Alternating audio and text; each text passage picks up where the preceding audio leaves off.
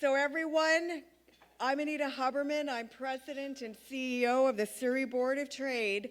And what an exciting 2024 it's going to be, not only in Surrey, not only in British Columbia, not only in Canada, but across the world.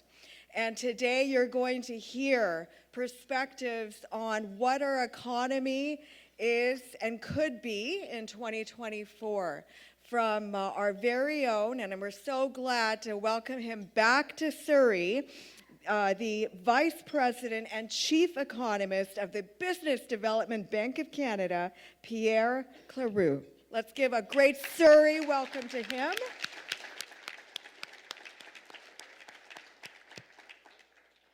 I'd like to acknowledge that we are on the traditional and unceded territory of our Coast Salish people, specifically the Kwantlen, Katzie, Semiahmoo, Tawasin First Nations, Kaikut, Coquitlam, and our Inuit and Métis peoples. They have a profound connection to the land and water that surrounds our great city of Surrey.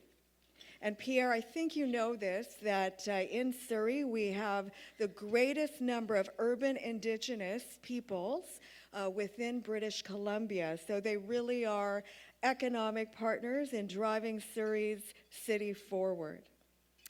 And of course, events like this cannot take place without our amazing sponsors. Please, a great round of applause to our co-presenting sponsors. First of all, BDC, the Business Development Bank of Canada, and Global Expo by Global Conference Alliance. Our ongoing progress partners for the Surrey Board of Trade are Western Community College, the law firm of Fasken, SNF Benefits that represent our Chamber of Commerce Group Insurance Plan. Thank you so much.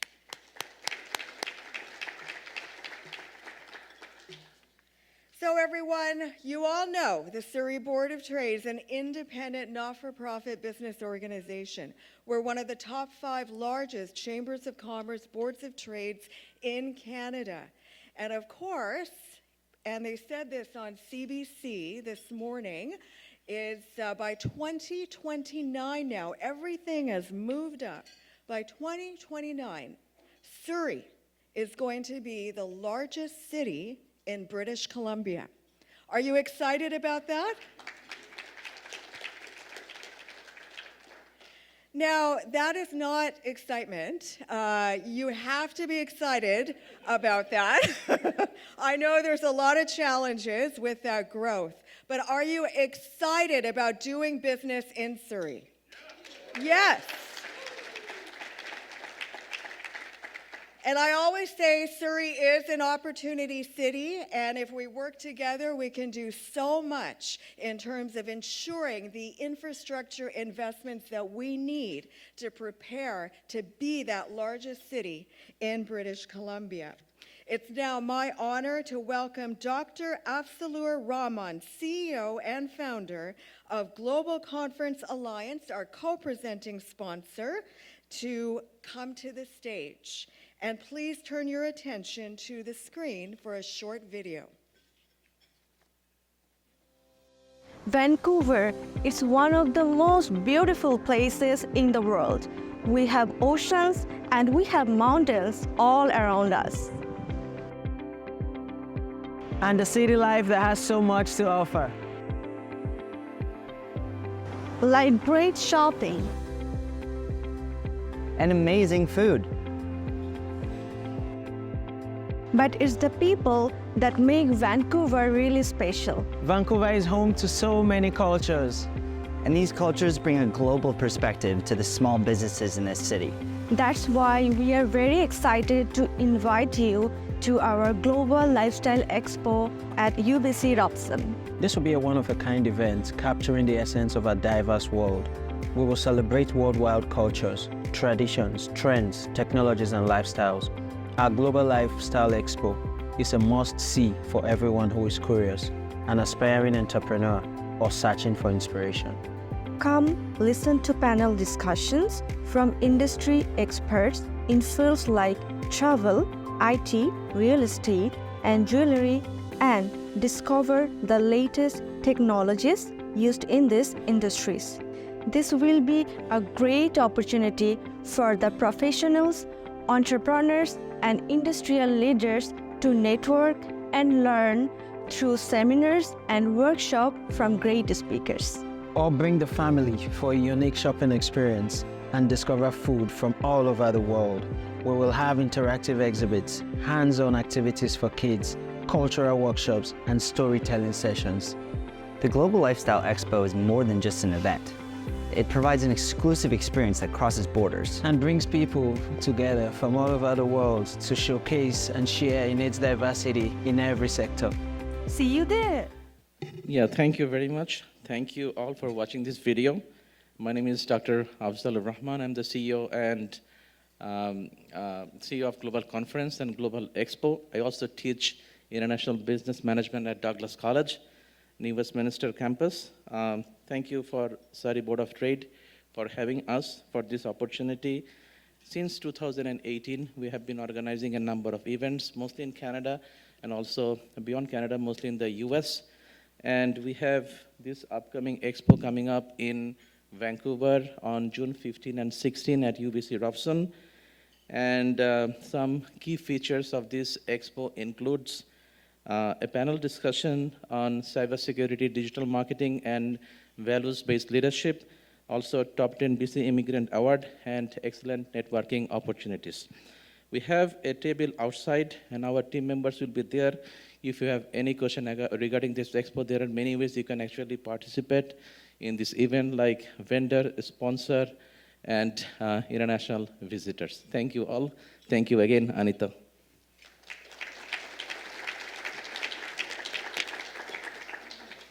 Thank you so much, Afzur. And we're looking forward to learning more about artificial intelligence, blockchain, cybersecurity, all of those pieces around digital technology. So thank you so much for hosting that upcoming conference.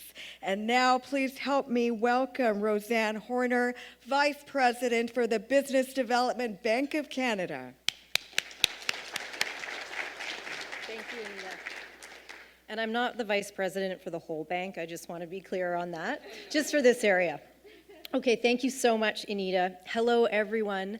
And thank you so much for taking time out of your busy days to be here today. We really appreciate it. BDC has been a proud supporter of the Surrey Board of Trade, and we are delighted to have this opportunity to sponsor today. And Anita, I'm excited about the growth in Surrey, just so we're clear on that one.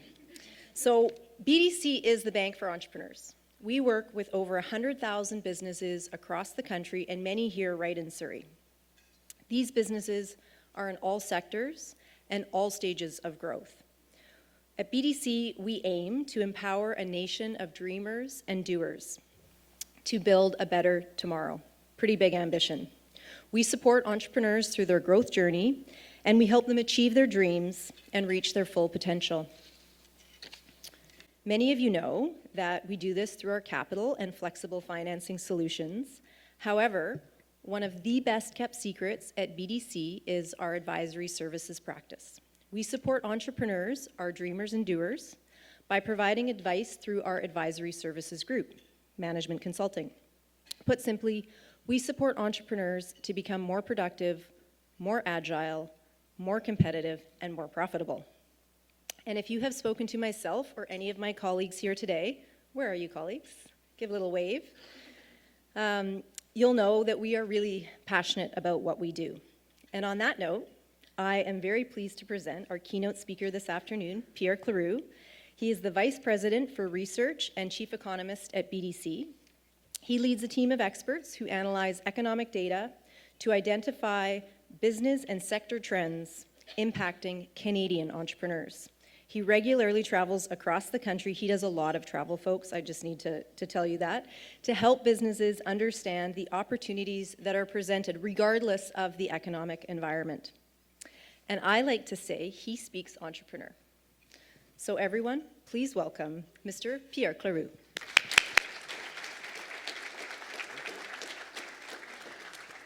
Thank you, Rosanne. Good afternoon, everybody. Thank you for the Board of Trade for your invitation. This is, I don't know, my 5th or 6th time, so I'm very happy to be with you. The beginning of the year, it's always a good time to talk about what we expect for the economy the next 12 or 24 months. So the presentation, it's about, the title is, are we going to have a recession or not in 2024? So I think that's the right title to start the year.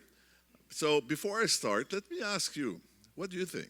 Are we, first, 2 questions. The first one is, raise your hand if you believe we are already in a recession today in BC. That's a BC.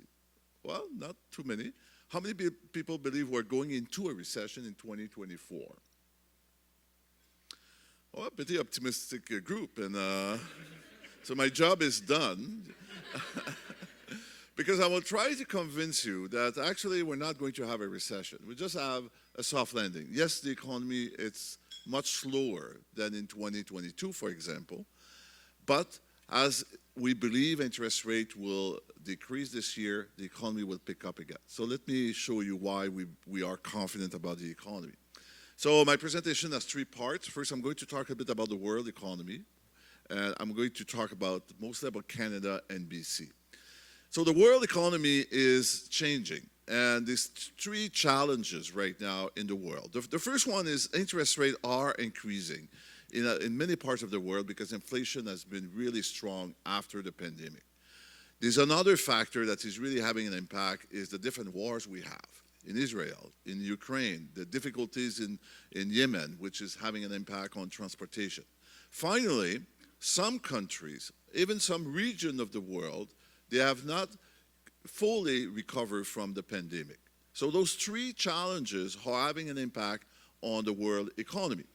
So inflation is going down.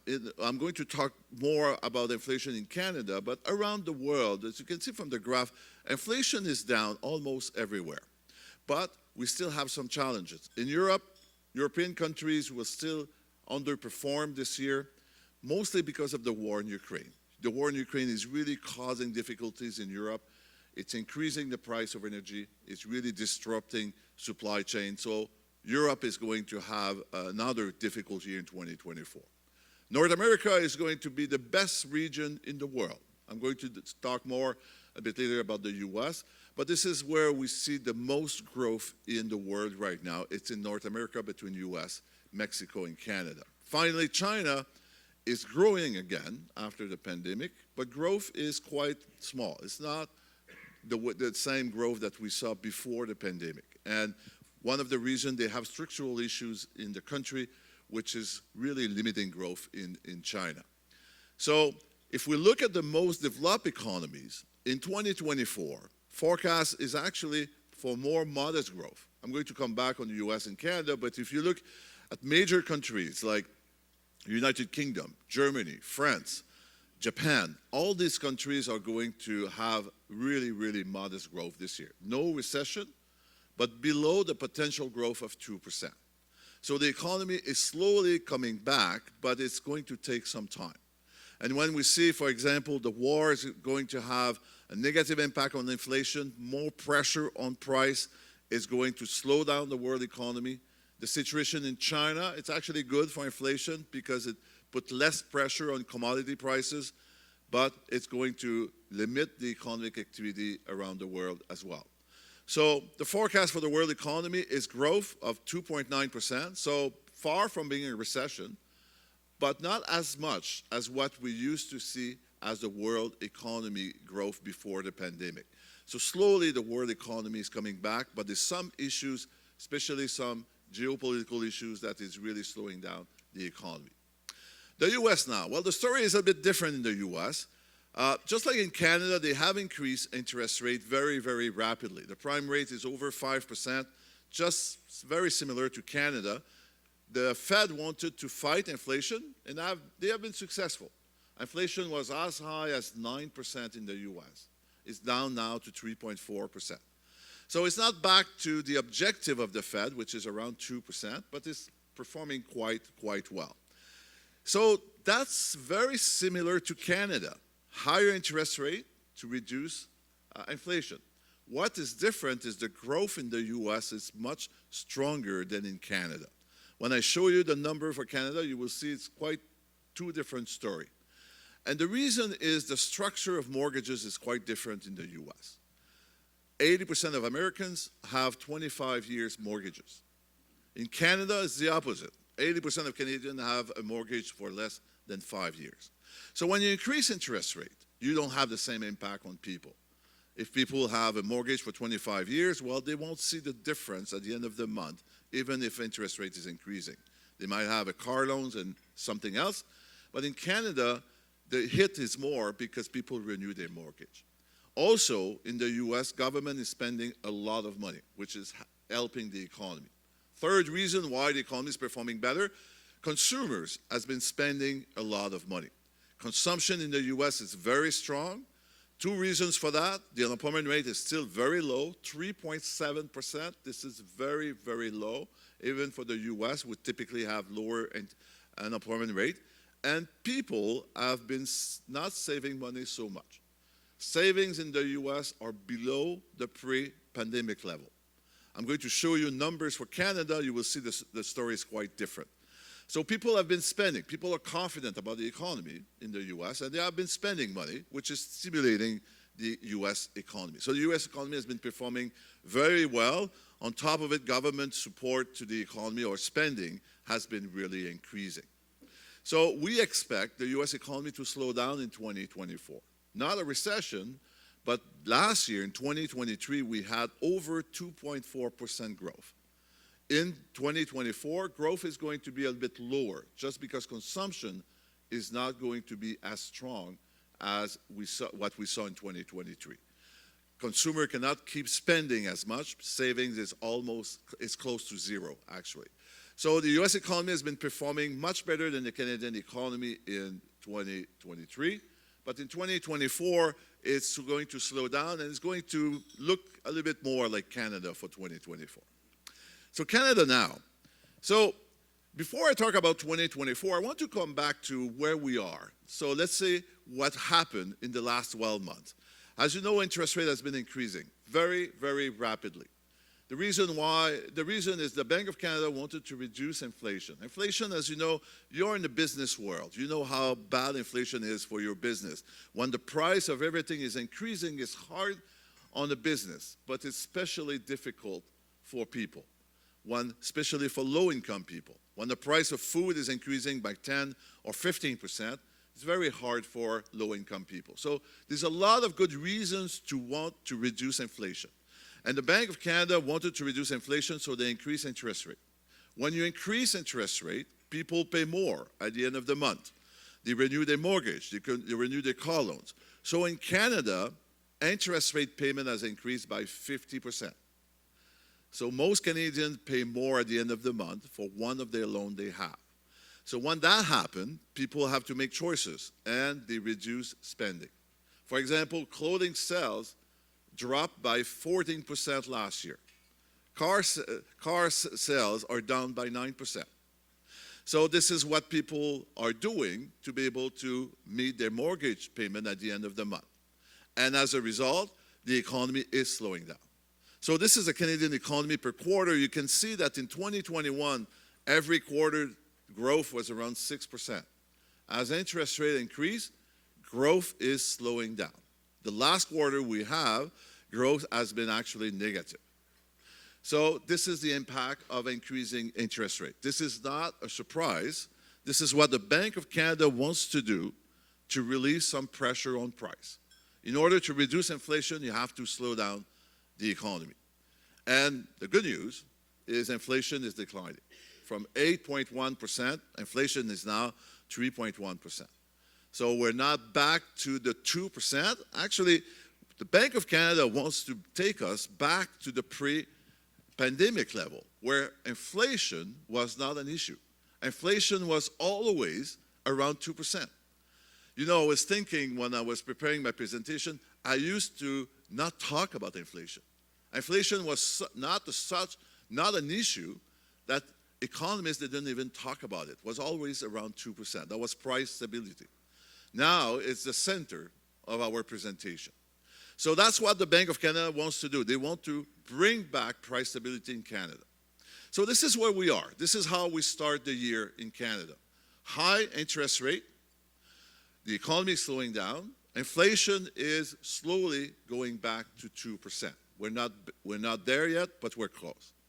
So what should we expect for 2024? So the big factor for us is going to be interest rate, because interest rate has the capacity to increase, to stimulate the economy, or to slow down the economy. So what the Bank of Canada is going to do with interest rate is going to have a huge impact on the next 12 to 24 months. So the good news is we believe we're done with interest rate increase. No more interest rate increase. What you see in red is our forecast. So the next move by the Bank of Canada should be to decline, to reduce interest rate. We believe it's going to happen in June. Some economists say in April. It could be, or it could be just a little bit later. But in the next 6 to 8 months, you're going to see the Bank of Canada started to reduce interest rate. The economy is slowing down enough to bring inflation down to 2%. So there's no need to increase interest rate. And actually, if you keep interest rate high for too long, you will create a recession. And the reason is, even if you don't increase interest rate, the full impact is not in the economy. So far, 47% of Canadians have renewed their mortgages. This year, another 18% is going to renew their mortgage. So they haven't seen the full impact. Despite the fact that interest rate has been increasing for 18 months, some Canadians will feel the impact only this week, or next week, or the following week. So if you keep interest rate at that level for too long, you create a recession. We already see that the economy is slowing down. So for example, inventory are very high, an historic high. So people are not shopping as much. So businesses are accumulating inventory. And business investment are slowing down. Businesses are much more cautious.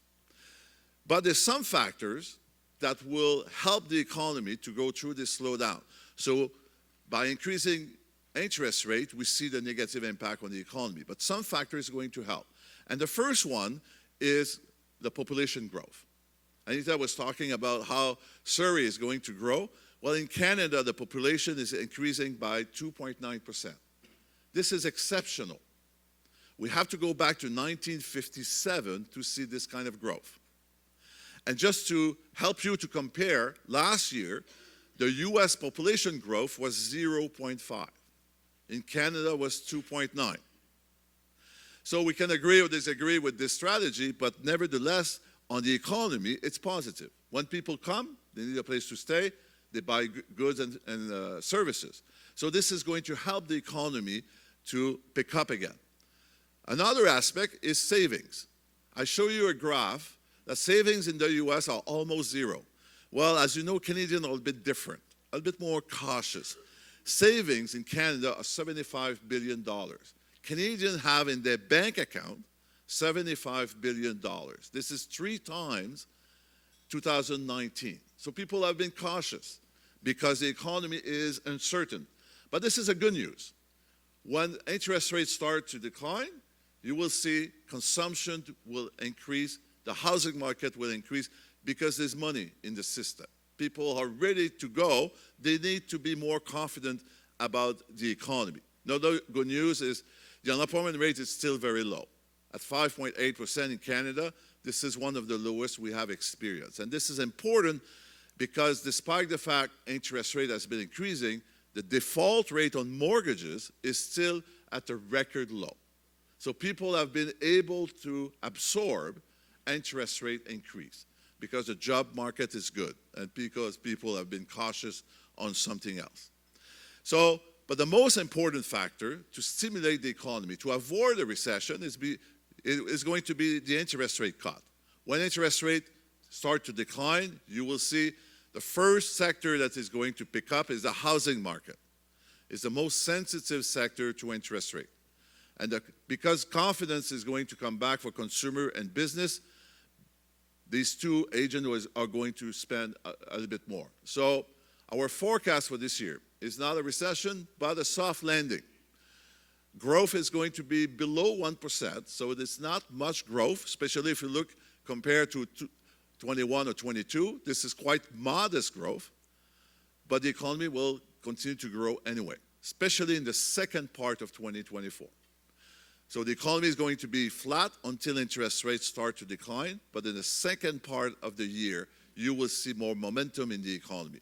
In 2025, we will go back to a more balanced economy. Low inflation, lower interest rate, and growth is going to pick up again, around 2%. So the last part of the presentation is to go back to British Columbia. What will happen here? The situation is similar, but at the same time is different. It's similar because interest rate is having an impact here, just like across the country. What is different is the debt level is much higher in BC than in the rest of Canada. Obviously, not because people waste money, it's just because the housing market is much more expensive here. So people have bigger mortgages. But this is important to understand what's happening, because when you increase interest rate, you have a bigger impact on this province because people pay so much for their mortgages.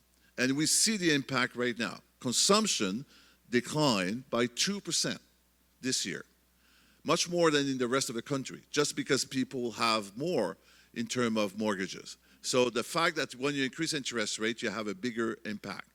The second impact is actually on the housing market. Housing sales has been declining in British Columbia. They have been declining across the country as well. And prices has been declining, but the market has been quite resilient. This is the average price of a house for British Columbia. It went up to $1 million at the peak.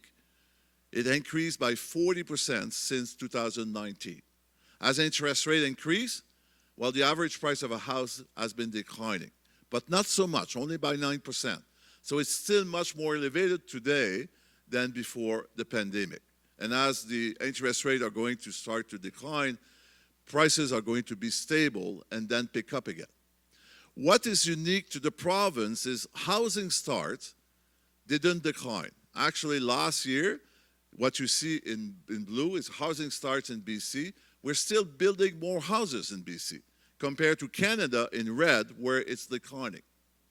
So despite the fact that interest rate has been increasing, so it's more costly to build a house, well, the number of houses built here is still increasing. Strong demand, as you know, there's a shortage of houses, but also a strong population growth. So this is explaining why the housing market continued to grow despite the fact that interest rate has been increasing. But the rest of the economy is also slowing down. For example, our export in BC are declining, mostly because of lumber export. The U.S.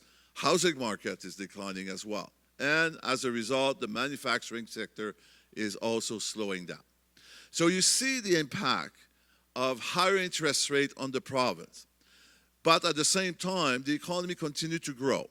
So despite the fact that some sectors are slowing down, other sectors are compensating.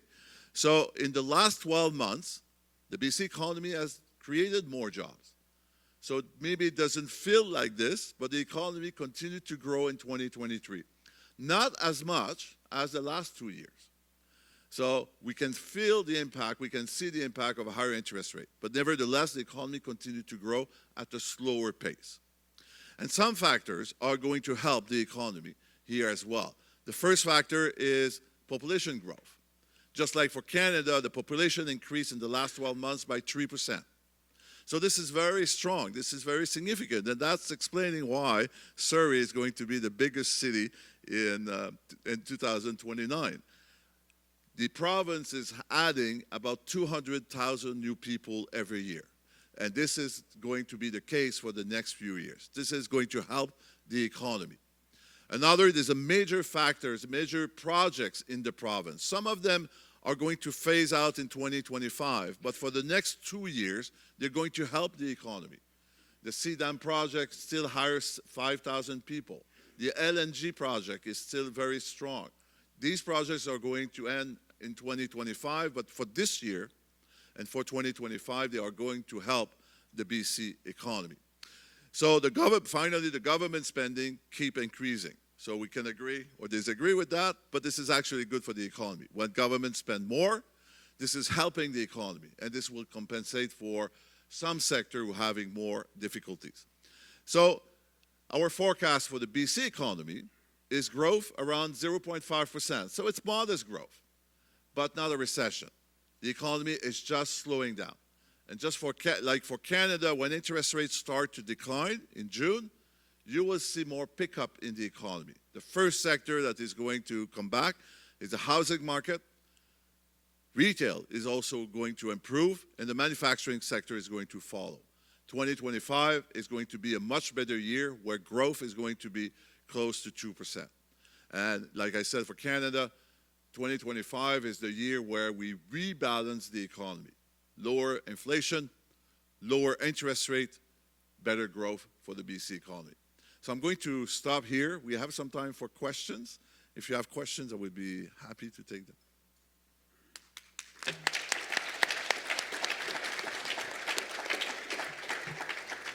Thank you so much, Pierre. I didn't know that Canadians have $75 billion in savings. I didn't know I had that much money, but I'll have to check my, my banking statement.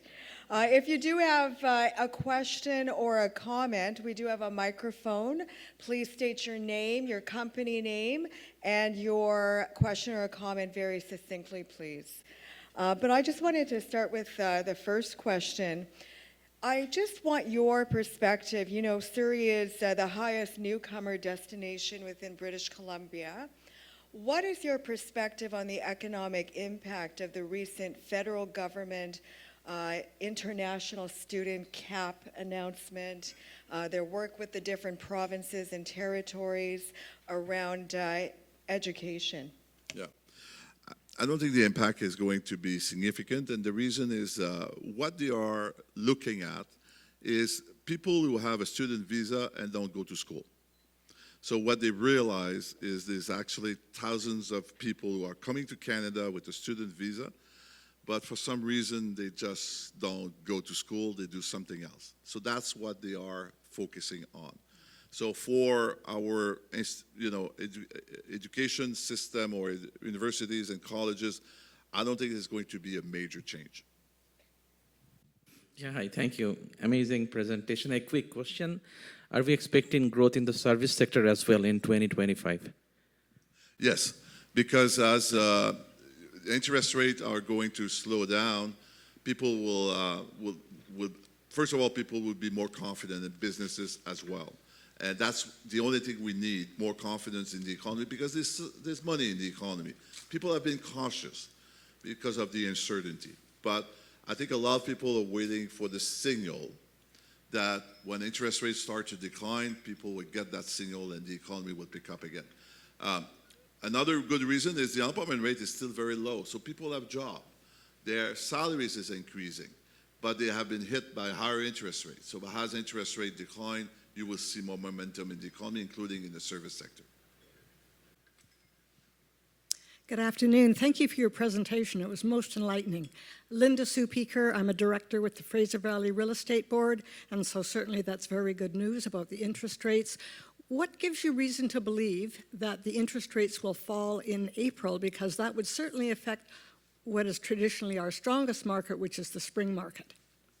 Well, the Bank of Canada is juggling between an economy that is slowing down and inflation that is not at target yet. So they're trying to balance the two. We're close to that point where the bank will be confident enough that inflation will be dealt with. And so the challenge they have is if they reduce interest rate too quickly, inflation will start again. Mm-hmm. If they wait too long, they will create a recession. Mm-hmm. So we believe that we're so close to that point. Some economists believe it will happen in January, like last week when they make an announcement. We were not as confident. We believe it's going to be April or June, but we're close to that point. And the reason is they cannot keep the rate too long. If they do that, they will create a recession, and obviously nobody wants that. Mm-hmm. Thank you very much. Any other questions from the audience, please? Thanks very much, Bill Cunningham with Van City Credit Union. You talked about your expectation for the interest rate decrease, but I'm hoping you could talk a bit about your expectations for normalization of the yield curve, because even if prime rate goes down 1.5 points over the year, we still have a big inverted yield curve. And so you talked about the housing is relying on 5-year rates, and I'm not expecting 5-year rates to drop at the same pace that the prime rate is. So maybe talk about your expectation for normalization of the yield curve. Yeah. The yield curve is inverted right now, and it's going to take probably another year before we go back to our normal situation. But mortgage rates have already started to decline. They have been declining, even if the prime rate is the same. And the reason is financial institutions are expecting the Bank of Canada to reduce their rate. So you will see that in 2024, mortgage rate will continue to decline, and that will solve the issue of the inverted yield curve, but that will also stimulate more the economy. Go ahead. Hi. Great presentation. It's really, really interesting. My name is Omar Rauji. I'm with Prism Construction. We're a commercial and industrial construction company. From what I understand, industrial and commercial construction, our space is a bit more resilient with respect to the interest rates. What do you think of that, and what do you forecast for us in our space? You're perfectly right. The market has been more resilient because there was a shortage, especially on industrial buildings. So it took a long time before we started to see a slowdown. Now, in many parts of the country, it's slowing down, but not as much as the residential side. And just because the market is much more tight, even if the residential sector is also tight, but that's the reason. And businesses accumulate a lot of wealth in 21, 22. So they were able to be more patient about their construction need. So it has been slowing down in the last 6 months. We see a pickup in the summer as the interest rates start to decline. Thanks. Thank you.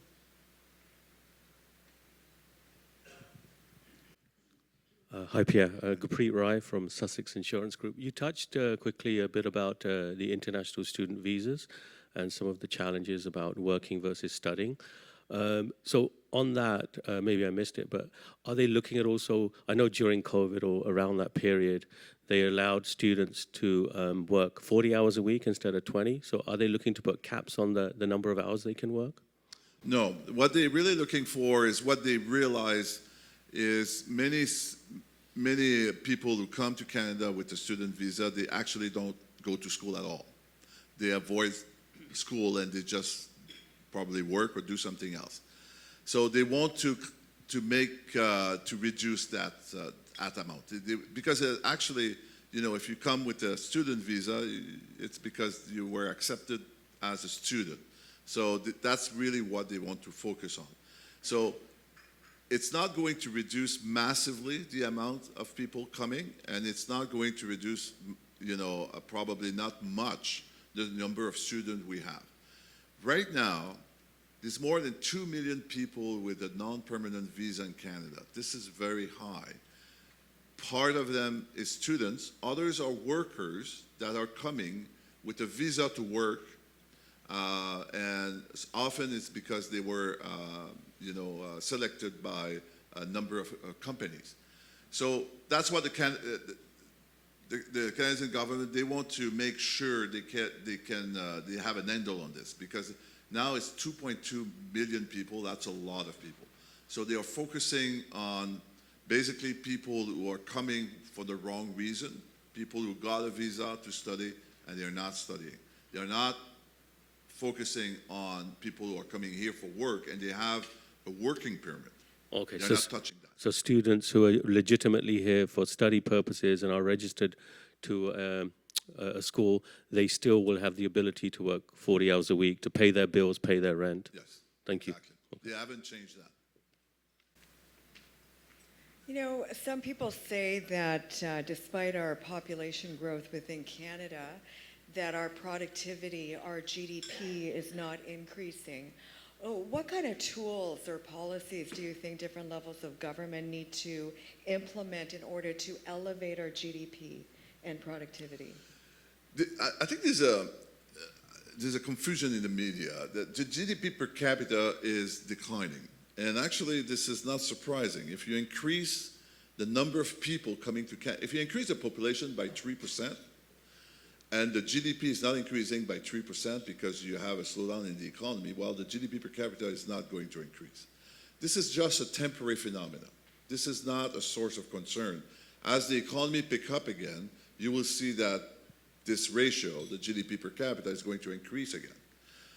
The other issue is productivity, and we do have an issue of productivity. Our productivity is not increasing as much as the US, for example. And the reason for that is we are not investing as much in technology as we should. And businesses are investing more in technology in the US and even in other developed economies like Germany, like France or UK. We really have to look more at investing in technology. You know, we have a shortage of labor. It's hard to find people. It's expensive. Salaries are increasing by an average 5% a year. So it's a good time to look at investment in technology. If you can reduce your need for workers, you will do better. You will increase your profit. I'll give you an example because we often think investing in technology is for big business or in the manufacturing sector. But if you go on our website at bdc.ca, we did a report on how you can improve your productivity, how you can invest in technology. And we took an example of a real client, and I can mention that because it's in the report. It's a drugstore right here in Vancouver, and they have invested in a peel sorting machine. It's a small company, 6 employees, 2 owners. They couldn't find a technician to help them. So they bought this robot that prepared prescriptions.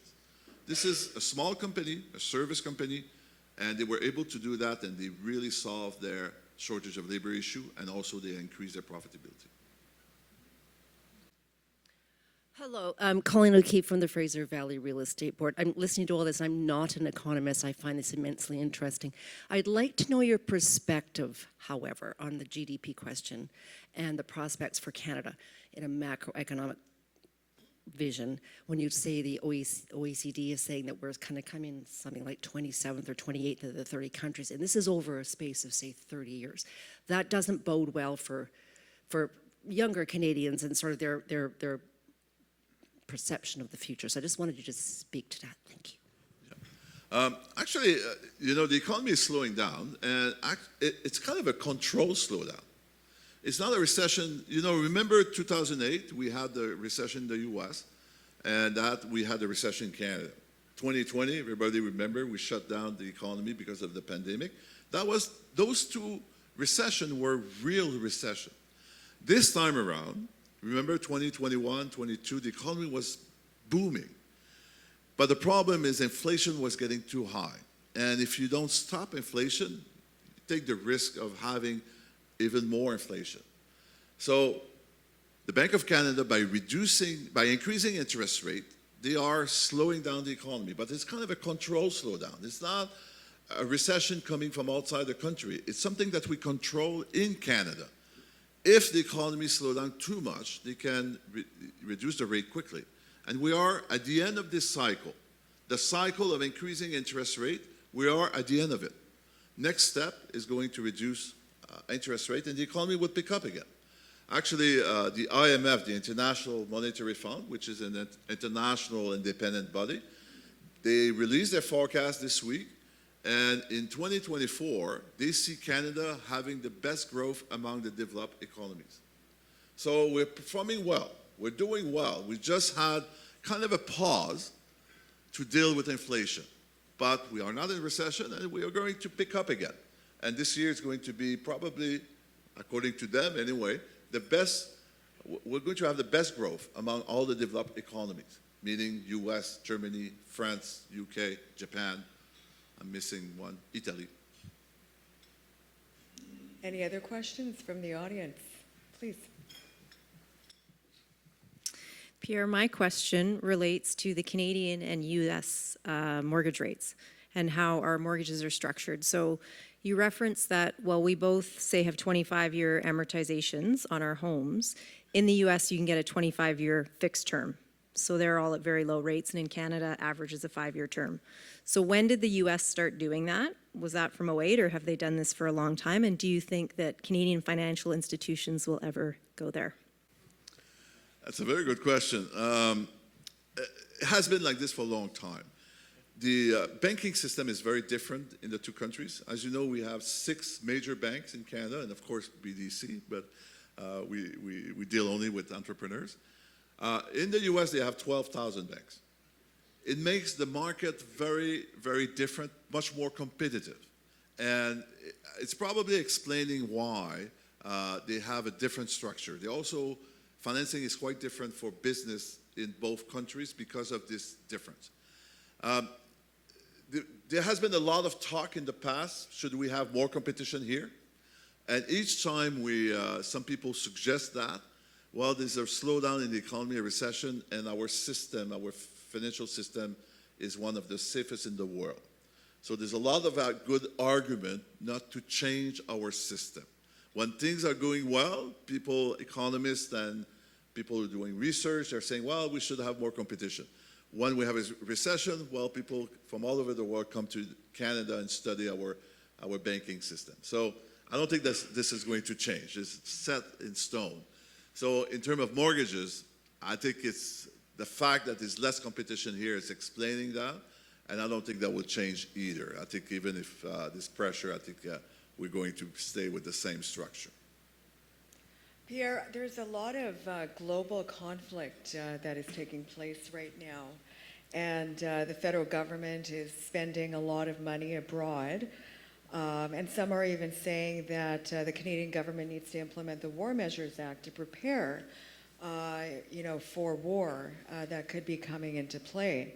What does that mean to the economy? What does that mean to businesses, to cities? Actually, unfortunately, war are good for the economy because governments spend more. You know, the war that we have, all the money that Canada, but especially the US, they send billions of dollars to Ukraine and Israel. This is actually good for the economy. It's the perverse way of the war, because when you have a war, you bomb each other and somebody has to make that. So we have been very lucky because we haven't been negatively impacted by war. Like the war in Ukraine has increased the price of commodities like wheat, canola, oil and gas. We produce all these commodities. So we have been lucky so far. The wars are far away, and we didn't see the negative impact. Europe has been much more impacted. You know, the price of energy has tripled in France and Germany and UK. That's why they are on the edge of a recession. We haven't seen that here. So I don't think we have to worry about this, but it's definitely, in the world, it's going to stay with us for a while. There's a lot of tension around the world. Now it's in Yemen, which is having an impact on transportation costs. So we're going to stay with a lot of geopolitical issues. But in Canada, we're lucky because we are very focusing on the North American economy. So as the economy in the US goes well, we're doing quite good. If the economy in the US is in recession, well, it's a bit tougher. But beside North America, we don't have many impact coming from the rest of the world. Hi, Vivek. My question is along the same lines, because right now we live in a global village, and when we talk about manufacturing, my name is Ratanpreet, and I run a company, GlassFab Canada. We manufacture glass for the buildings, commercial, residential. So when you're looking at manufacturing, and you suggested companies putting money towards automation or technology and redeveloping themselves and look to be more efficient.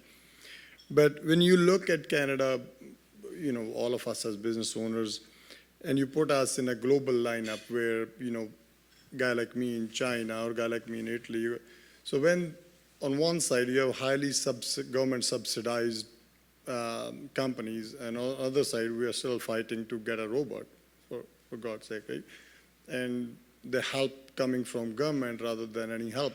So another increase of interest rates, and nobody knows what's going on. And so when you look at Canada or BC manufacturing market so close to China, comparing it, even real estate, right now with Evergrande going down in China in bankruptcy, that impact is, no matter how much we say we are protected, it's going to flow into our economy.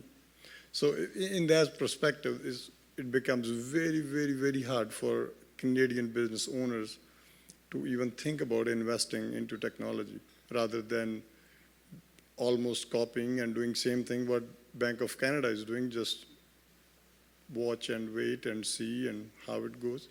But while doing that, we are getting left behind in the whole world. One of the big examples I can say, I don't know much about anyone else, but from a glass industry standpoint, in last about 5 years, India is a developing country or underdeveloped country. They put in about 12 float lines of glass manufacturing in the country. And guess how many Canada has? 0. We had one, we lost that one in 2008. We still bring 100% of glass, 100% of glass from either USA or China or and at this point, when we discuss about economy and growth, we are still so much dependent, construction is so much dependent on what's going on outside. And how do you suggest we start thinking about investing into technology? Thank you. Thank you.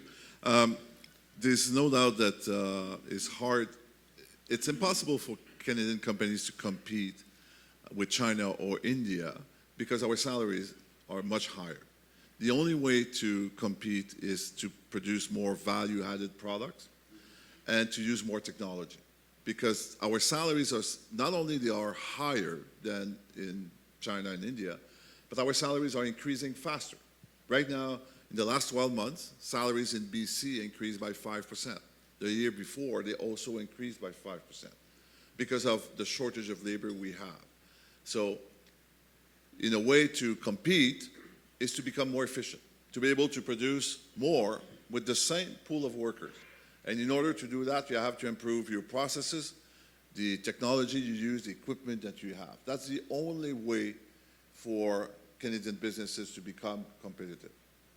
But one last thought about this. The world is changing right now. And with the war in Ukraine, the US and other countries like Canada and the big countries have decided to deal more with friendly countries.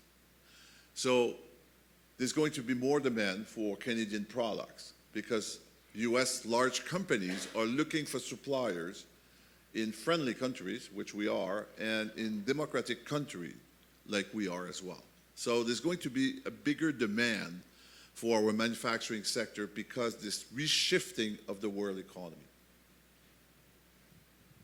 Tell us your perspective around, different levels of government are focusing on electrification, around the whole climate change recipe, other levels like hydrogen, solar, wind, all of those pieces. What's your perspective on economic impact around those technologies?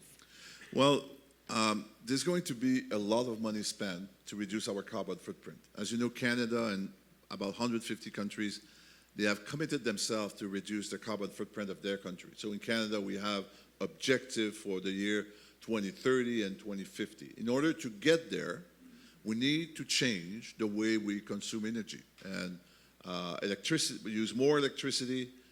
In order to do that, we need to change what we do, and billions of dollars are going to be invested in doing that. So there's going to be a lot of opportunities.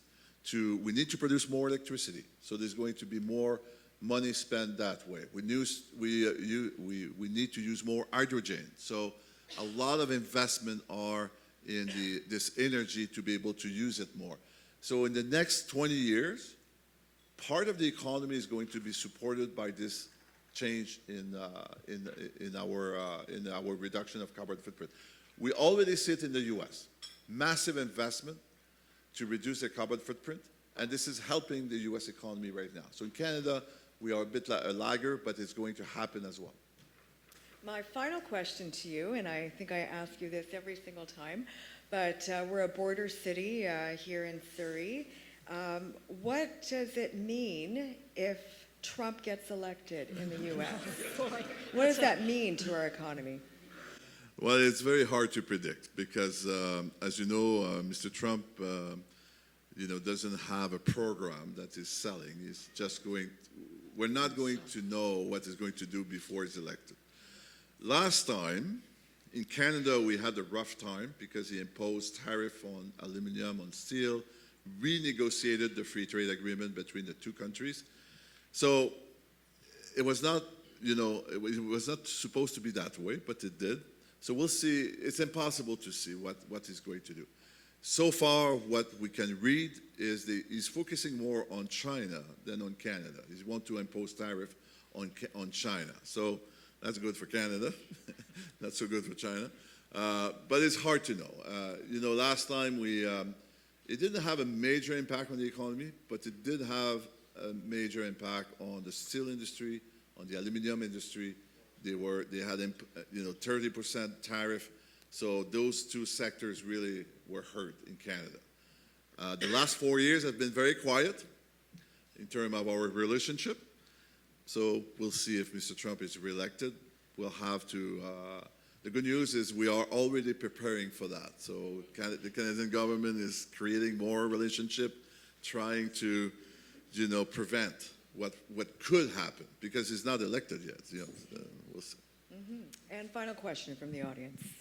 Hi, thanks. Linda Sue again. So, we talk about reducing the carbon footprint, and that is definitely a good thing. We're certainly seeing a huge influx of people that are using electric vehicles. We're seeing changes to the code whereby condominiums and townhouses have to have, charging stations and whatnot. That's all a good thing, but the grid cannot perform to that degree, and it takes 15 years to build another site.